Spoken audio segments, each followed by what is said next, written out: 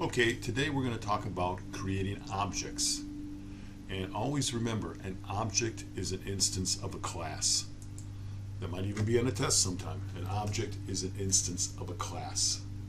So where do objects come from? Well, objects come from the classes that you create.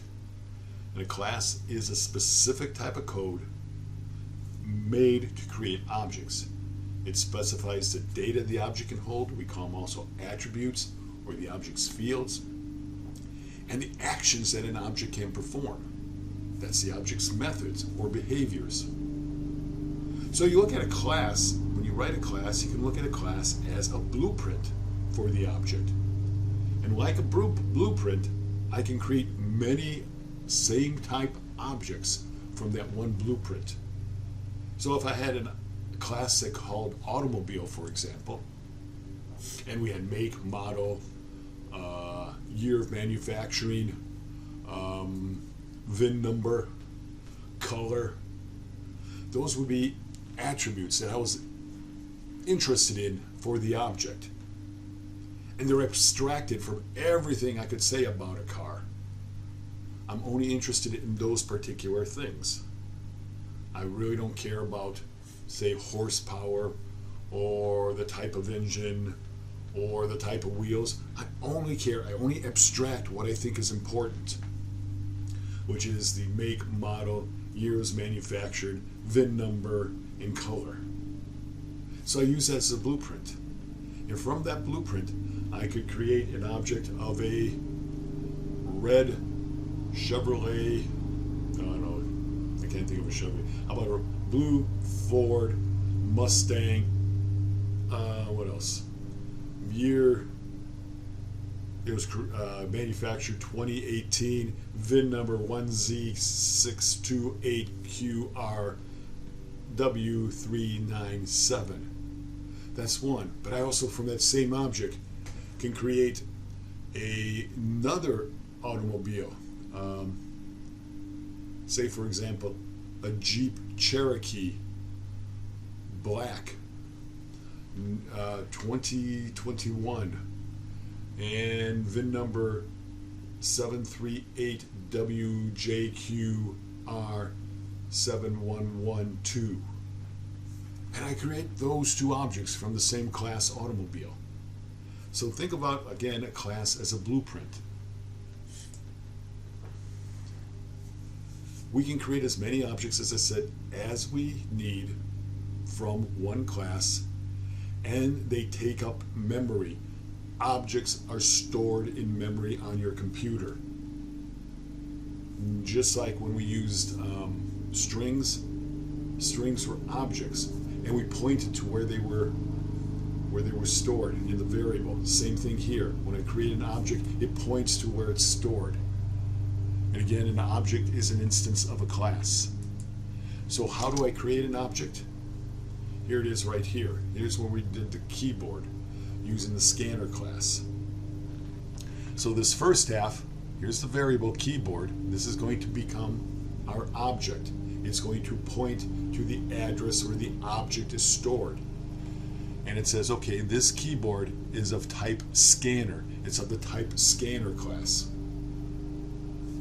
Then we say equals new being a keyword, saying I'm creating the object, scanner system.in. What this portion is called a constructor.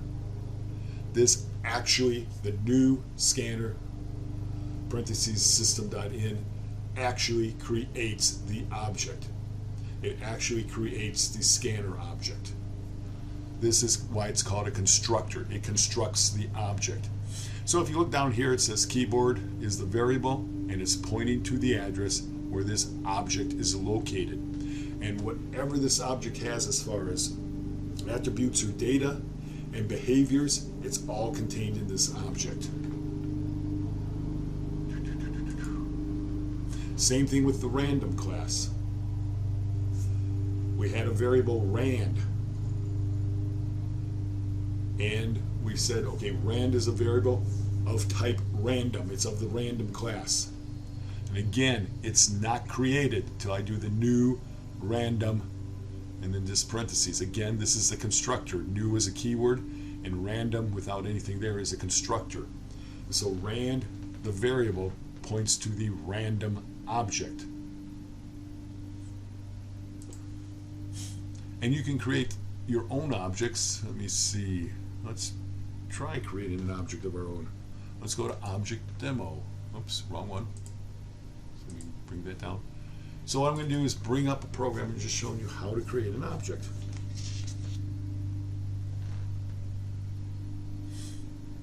So we'll go into NetBeans to do this. And this is one of the programs that are on the slides. And this one's called Object Demo. And it helps us create our own objects. And let's see, open project.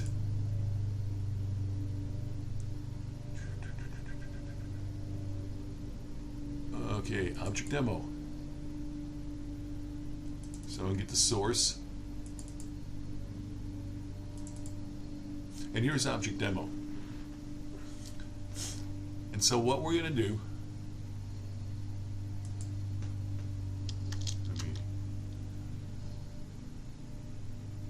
we're going to have a keyboard scanner, and we're going to read from the keyboard. We're also going to have a random number generator, and we're going to output numbers to a file. And the file is going to be numbers.txt. So it's going to say, how many random numbers should I write? And these three are creating objects. And it says, how many random numbers should I write? And so keyboard next int, I'm reading them in. And then I just go from 0 to whatever number I say. I create a random number and I put it in the file. Then I close the file and say done. So here I created three objects. An output file object, a rand file object, and a keyboard object to run this. Now this is already for classes already created. So it's writing how many numbers should I write. Let's say 5. Boom. And it's done. And I've went into it and looked at numbers.txt. So let's go over here.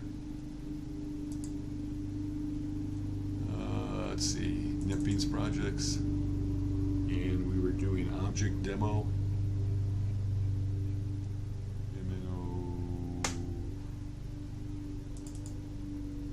Here's numbers.txt. 1, 2, 3. There's my 5 random numbers it generated. Boy, those are huge random numbers. So that's just showing you creating objects. But what I really wanted to show you was how to create your own objects.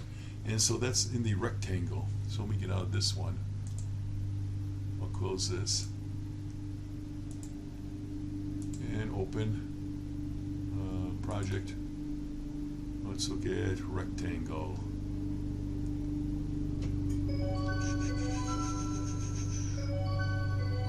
Rectangle demo. Let's look at that one. Okay, so here we have a class that we created, and it's called Rectangle Java. Now you might say, how did I create the class? Well, let's just look at that for a second. How do we create a new class? So let's bring this up. And let me just close this for a second.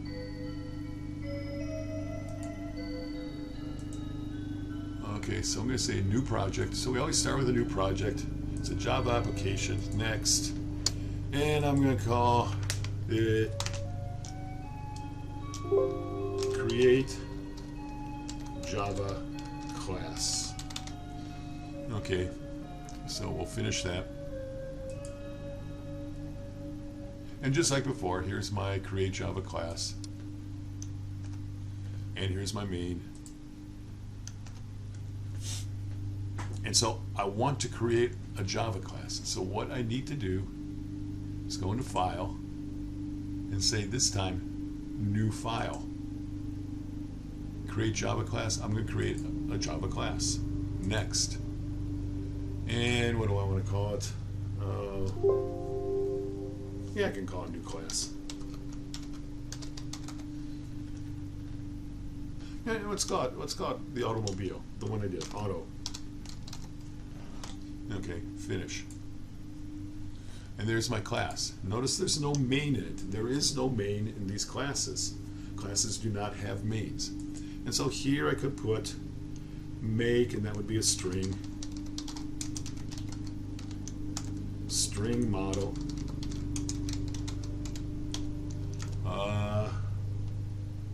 Maybe integer year.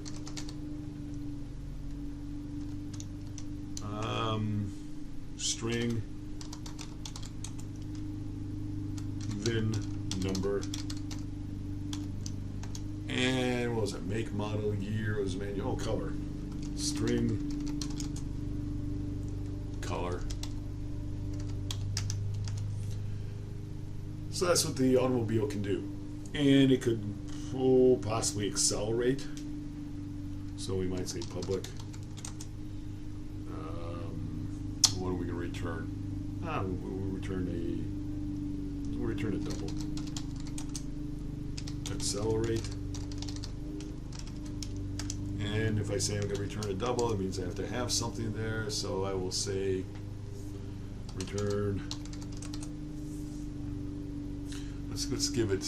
I know. Let's bring in a double. We'll call it speed. That's how fast it's going. So we're going. If we're accelerating, we're going to do speed plus 5 more miles per hour. Let's say 5.0. So that's what it returns. So accelerate, and we might have another one called brake.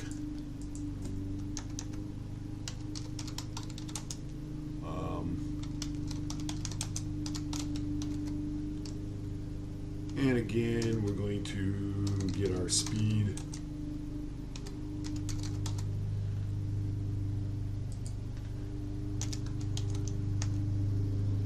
And we'll return speed minus 5.0.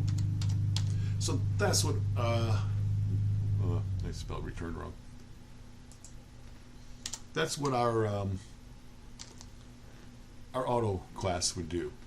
We can accelerate and we can brake, and here's our information. So when I go back over here, if I want to create an auto, all I have to do is say, okay, auto, and whatever I want to call it. So I can call it car equals new auto, and we don't have a constructor, so I'm just going to do that. Auto car equals new auto. That created a car object, and now I can do such things as say, what do I want to do? Well, let's set car dot color equals blue. Whoops. BLUE, but I don't want to do it that way. I don't want to directly go to the colors and stuff. I'll tell you what, let's set the speed, and I'll show you why in a minute. So we'll say double, I'll call it miles per hour here, miles per hour, and so we'll say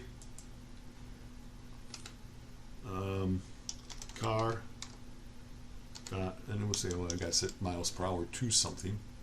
So let's set miles per hour to 30.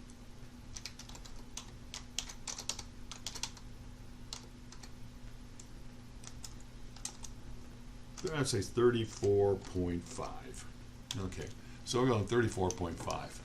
So now I want to accelerate. So I'll say car dot accelerate. Okay, looks like accelerates there. Now send it to miles per hour. So that's all I have to do. I have to give the object name, the method I want to use, and then I have to pass, in this case, 34.5 miles per hour. And it's going to return, so I have to save it in miles per hour. It's going to return something. So it's going to send 34.5 and return 39.5, and let's just print it out. So system dot out dot println the new speed is, and we'll just put in miles per hour.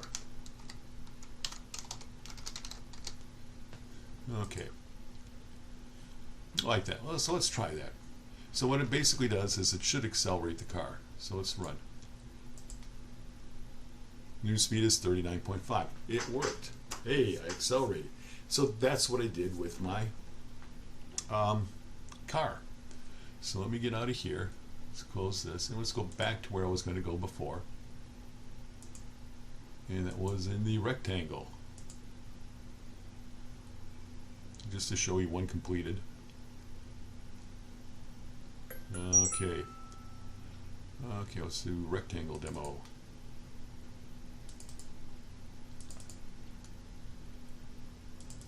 There we go. Okay, so here we have a class called rectangle. Now all I care about is length and width. Here we have set length and set width. Notice that length and width are private, and that's one of the things I almost screwed up in my off-the-cuff automobile class. The data, the attributes are always private. You don't want somebody going into your class or object and messing around with the data. You want to go through something like set length, set width, get length, get width. And these have specific names. Set length and set width are called mutators. They change or mutate what's put in the attributes here. They're also called setters. Get length, get width are accessors. They access the data up there. They're also called getters. So I can set width, set length, and here's one I just do get area, length times width. So this is all that's in the rectangle class. Now if we look over here in the main, I'm going to set the length. I'm going to create a rectangle called box, object called box. I'm going to set the length to 10, set the width to 20, and I'm going to get the length, get the width. And notice I'm using the set length, set width. I'm using the mutators to set the length and the width of the rectangle or the box object. Then I'm going to get the length, get the width, and then get the area. And all this get area will do is run length times width. And there it is, 10, 20, and length times width is 200.